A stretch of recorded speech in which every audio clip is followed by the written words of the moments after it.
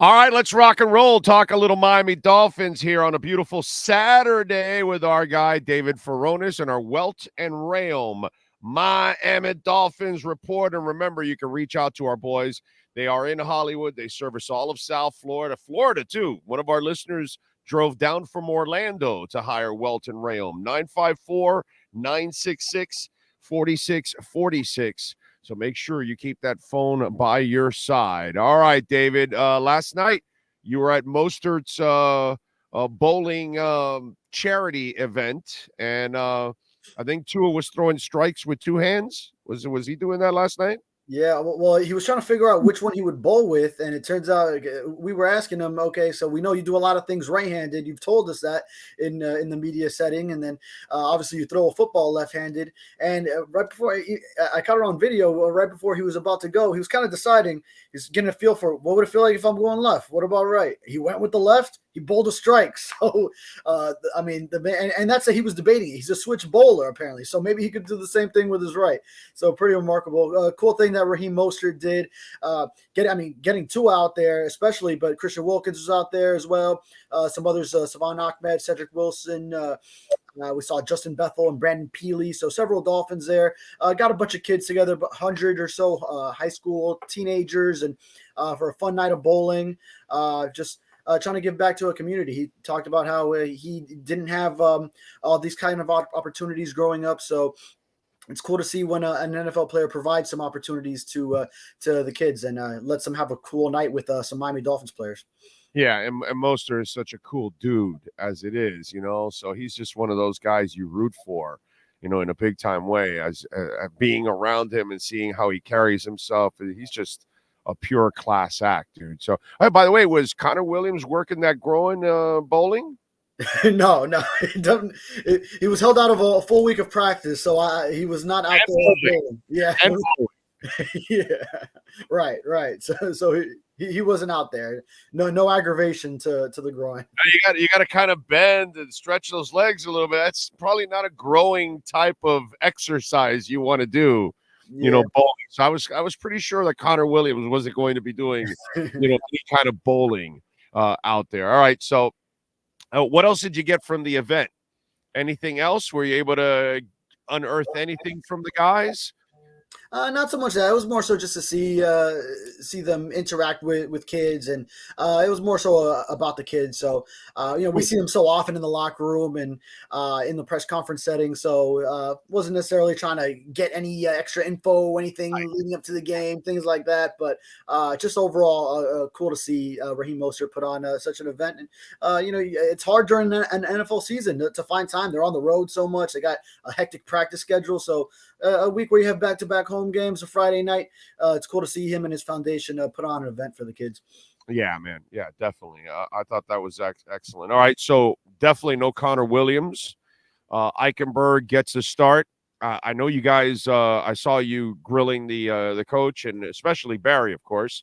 Is it torn? What's going on? Has his leg fallen off? All that. So the good thing is apparently it seems like it's just maybe some soreness to the point of, you know what?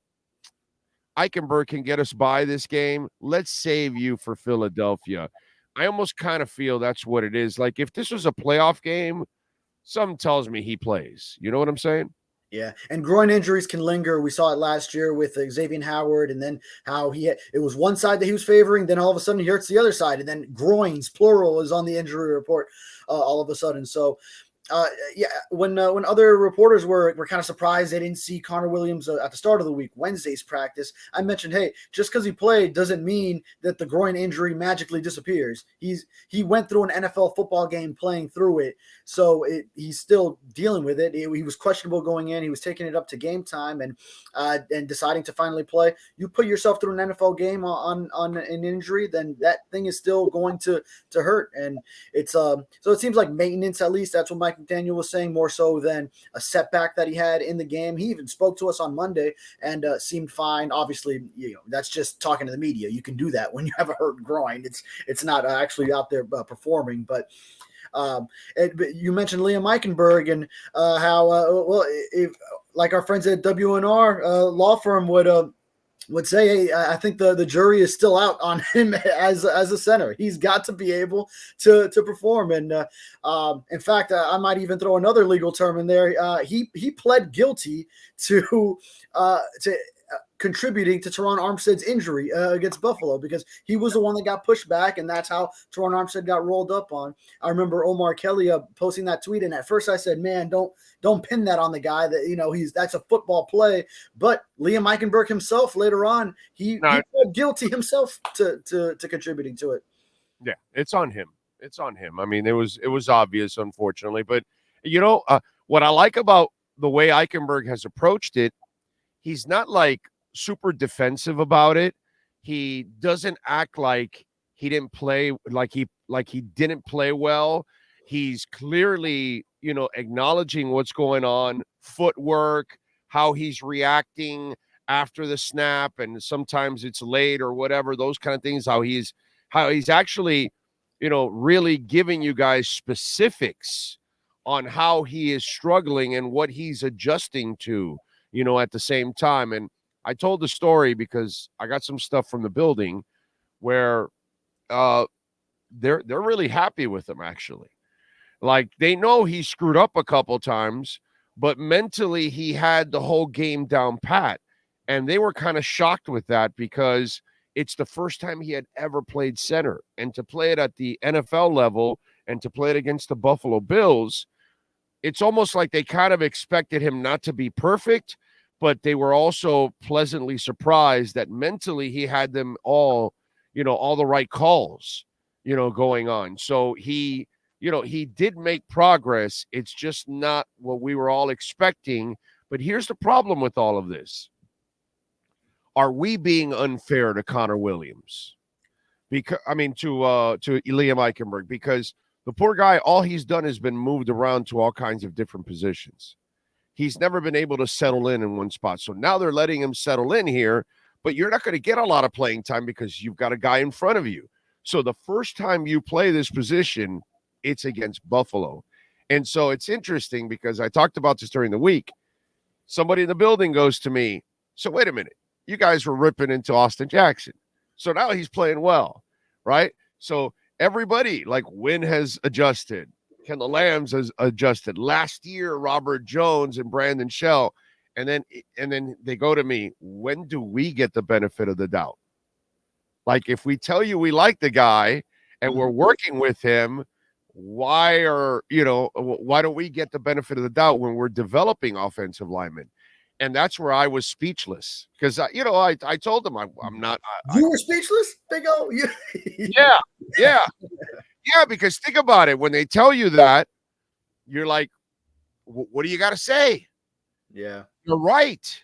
All they keep doing is developing people. So if they believed in Eichenberg and Jackson and they reached Jackson already, maybe this one's going to take a little bit because unlike Jackson, who's playing every game, every snap, getting the reps, Eichenberg isn't because Connor's playing in front of him. So, when you say something logical, I can't say anything about it. You know what I mean? You got me there. And, last year it wasn't the case. Last year when I told them, hey, right before he got injured, come on, man, this guy can't play. You don't know what you're talking about. That's what I was told. He's turning the corner. Yeah. And so what do I do? You know what I'm saying? So it's just but when they told me that, I was like, yeah, you guys deserve the benefit of the doubt. Yeah, I go back to what Chris Greer said when all these concerns were relayed to him in the offseason about the offensive line and not making big enough moves. And he said, you guys seem to be a lot more worried about it than I am. So I think, they believe in the way they teach in their system. And Mike McDaniel's second year in the offense, clearly it has paid dividends with Austin Jackson, although we never got to see him barely in that year 3 for him. First year in McDaniel's system. We didn't get to see him. They didn't get to see him. That's the thing. Yeah. They didn't work with Austin or Eichenberg last year because basically in their first year, they were injured. Yeah, yeah, and then it's a very tough position, of course, to be put in to have your first game at a new position, and one like center where you have to anchor the offensive line, the calls. You have to be at the forefront of knowing everything that's going on in the blocking scheme, in the offense. It's almost, I mean, second to the quarterback probably, as far as just the necessary knowledge of the grand scheme of what's going on in any particular offensive play. So yeah, it's a difficult position for Eichenberg to be in, and he wasn't going to be perfect. And I thought of this yesterday, that the Dolphins do not have any player on the active roster who has played center through 2021. So Connor Williams started to play center beginning last year, 2022. Liam Eichenberg is the backup center, and he just started playing center this offseason. And Lester Cotton has been worked out. He would be the backup center to Liam Eichenberg, and he's been a guard before. So, yeah, he doesn't have that previous center experience. So it's really just like a kind of a patch job. It's worked with Connor Williams because you've seen what you've been able to get out of him. But trust these coaches. They see what they can identify in a guy to know that he can move to center, even if he hasn't done it in the past. Sometimes it just takes some time. Right. And that's a very complicated, when you move somebody from tackle, which is what he was, to then guard, and then you got to put the ball in his hand. Dude, you're asking him to do all kinds of shit that he's never done. And then you're asking him to do it. Hey, your first test will be the Buffalo Bills. Holy crap, dude.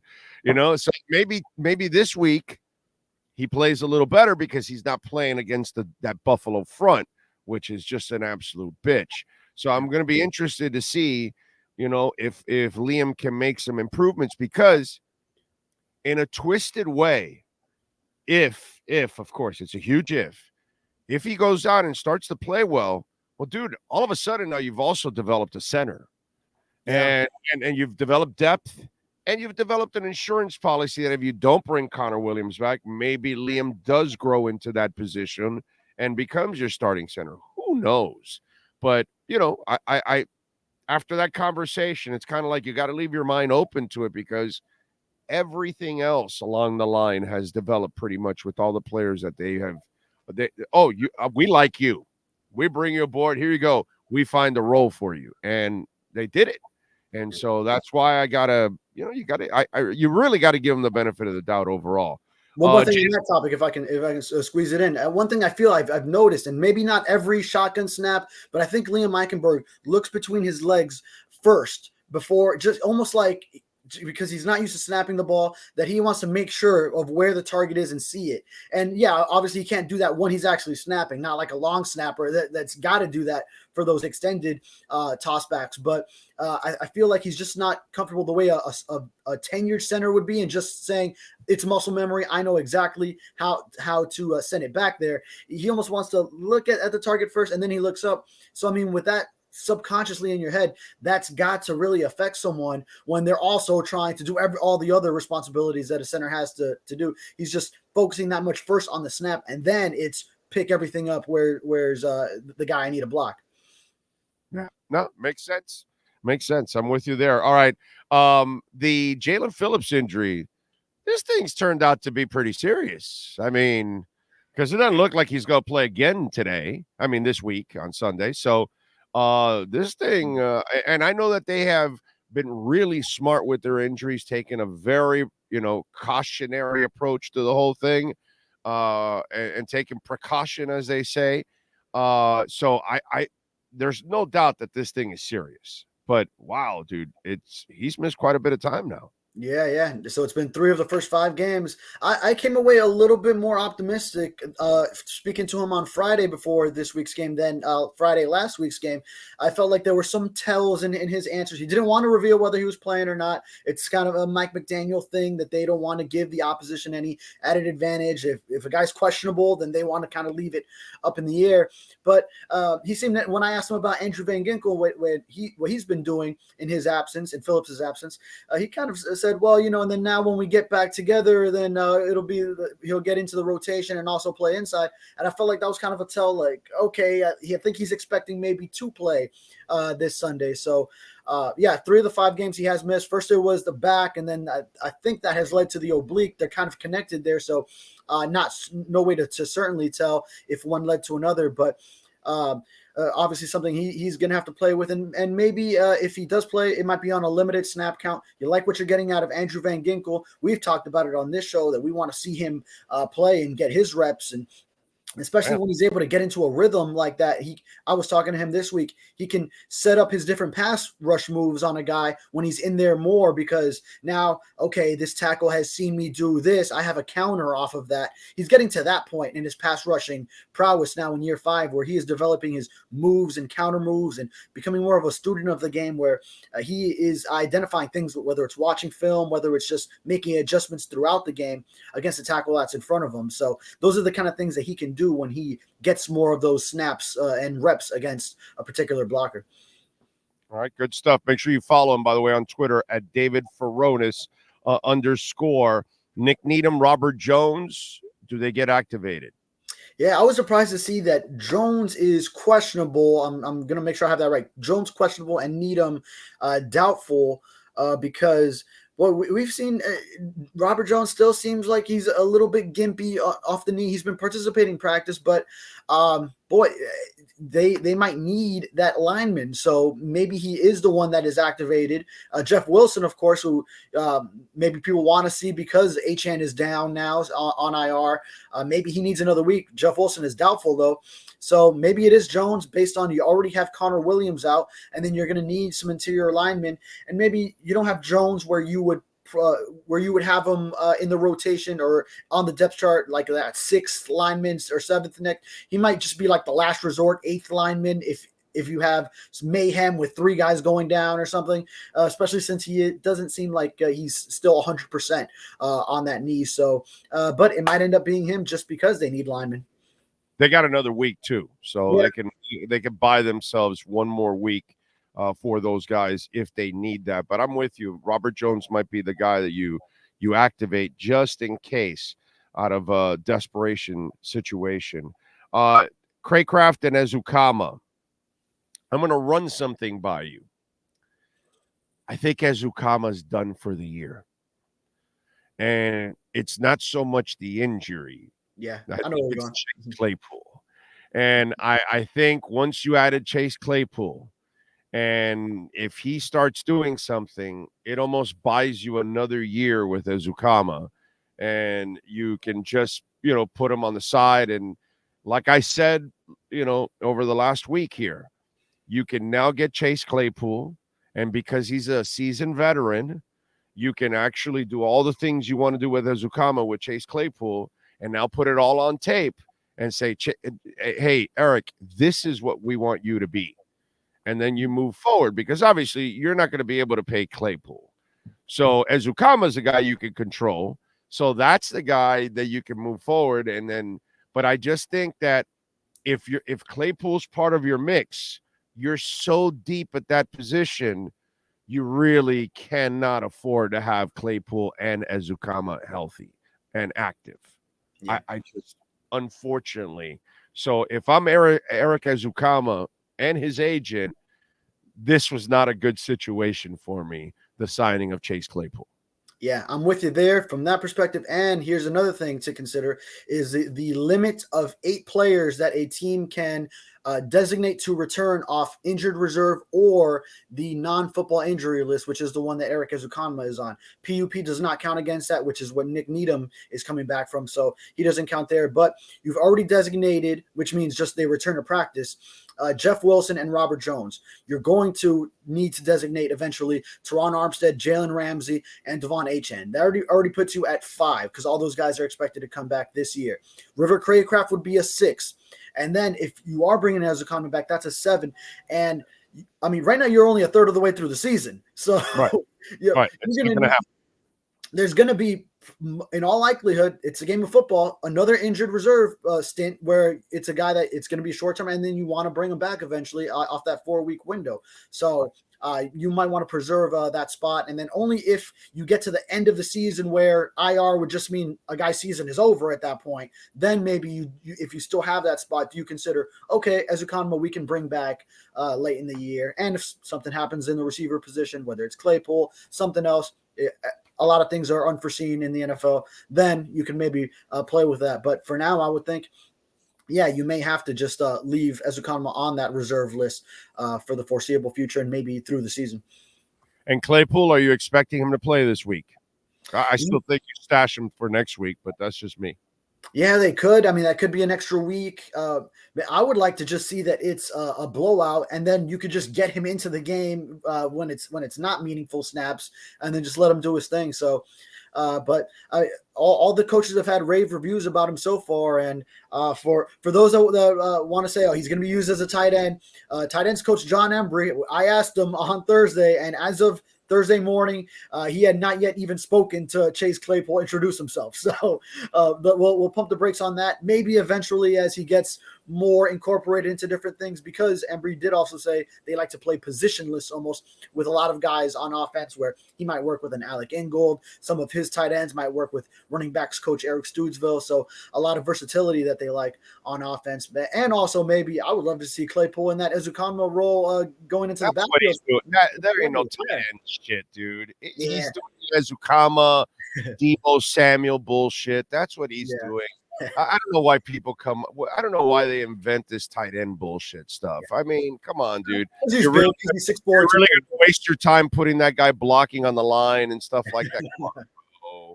Come on, dude. You know, he'll play the Deebo Samuel / Oronde Gadsden type role. Fade down the sideline, fade in the end zone, end arounds. What, like I just said, hey, Eric, this is what we want to do with you. And this is the perfect example. I mean, like, it couldn't have fallen from the sky more perfectly for the Dolphins, to be quite honest. To get Chase Claypool, and if he wants to play, oh my God, now you've got a motivated guy, and now you want to do all that stuff with him. And by the way, here's the other thing you can do. You can burn his ass to the ground, dude. Okay? You can wear him out and do whatever you want, because in the end, he's a rental player. And like I said, he's a guy you're going to use as an example for one of your young guys. So, yeah, there's no tight end here, bro. Yeah, and maybe long-term benefits, like you say, for Ezukanma. If short-term, maybe he misses the rest of the year, but the long-term benefits of now, you watch what that vision is in this offense for his role. Yeah. There's no doubt. This is going to be fun to watch. And if he's motivated, it adds a dimension to this offense. And I feel good for Tua because he doesn't have a high point guy. He can't play alley-oop with anybody. He has to be throwing darts every single time. And he doesn't have, one of the things that, like, you're a little young, but Dante Culpepper, when he was but did you watch him in Minnesota? Minnesota, yeah, absolutely. Mm-hmm. Okay, you might have been you were really young then. So in Minnesota, I was in middle school. You're okay. He had Jake Reed, Chris Carter, and who am I missing? And Randy Moss. Yeah, Randy Moss. Yeah. And then he had Jim Kleinsaucer at tight end, kind of fullback tight end, and so he had 4 guys that all gave him catch radius. He never had to be accurate. He never had to be perfect. Because all those guys could catch the ball in any of the area where he put it at. Once he got out of Minnesota and came here, then all of a sudden he had to become more of a real quarterback. And once he lost his knee, then he had to become a pocket passer. And that just was not going to work for Culpepper, unfortunately, because he's not that kind of quarterback. He's not the accuracy guy. And that's where Minnesota was marvelous in building their roster for him, because they said, all right, we don't have a deadly accurate guy. Let's make sure we get guys that have a catch radius. And they all had a catch radius. And I thought, plus Robert Smith coming out of the backfield, which was just freaking stupid. And, and you tell him an offensive line too. I mean, it's just ridiculous with Dennis Green and then who's the guy that won the Super Bowl in Baltimore took over after. But whatever. Brian Billick. Billick, you're right. Billick also was there. So, to me, that's what Tua's accurate. Some that Culpepper is not, but the difference is Tua just doesn't like the Gesicki play against Baltimore last year. He doesn't have anybody that can do that shit. Ezukanma was going to be that guy. Now Claypool will fill that need, and that's going to be like a burden off of him, dude, because he can throw up 50-50 balls that are really 70-30 for him. Yeah. And like you said, Tua has the accuracy, so it's not like a Culpepper situation where he needs it to be that way for him. But it's nice to have that fallback for sure, to have someone like that. Yeah, man, it's going to be a lot of fun to see how they use Claypool. I just hope they don't use it, this week. All right, what do you got going on leading up to kickoff? Yeah, just right now, just I'll have my eyes open for whatever roster move the Dolphins will make. So as I'm just chilling watching college football on a Saturday, so that's what I'll be looking for, and have that news once it's ready, and then just go into game day. Look for all the news pregame that whether it's Jalen Phillips and his questionable status, and then whatever call up the Dolphins make with that last roster spot that is vacated by Achane. Game coverage, and then we'll see how the game goes to determine how the coverage is after that, which I guess we pretty much know how the game will go, and then just lead into a big week against the Philadelphia Eagles to follow. All right, follow him on Twitter at David Furones _ and catch him doing his thing here twice a week with the Welt Rheaume Miami Dolphins report. As always, David, appreciate you, bro. We'll talk post game. Yes, sir.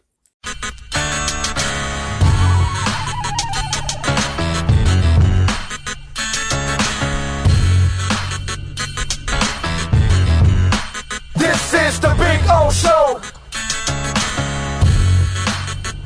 This is the Big O Show.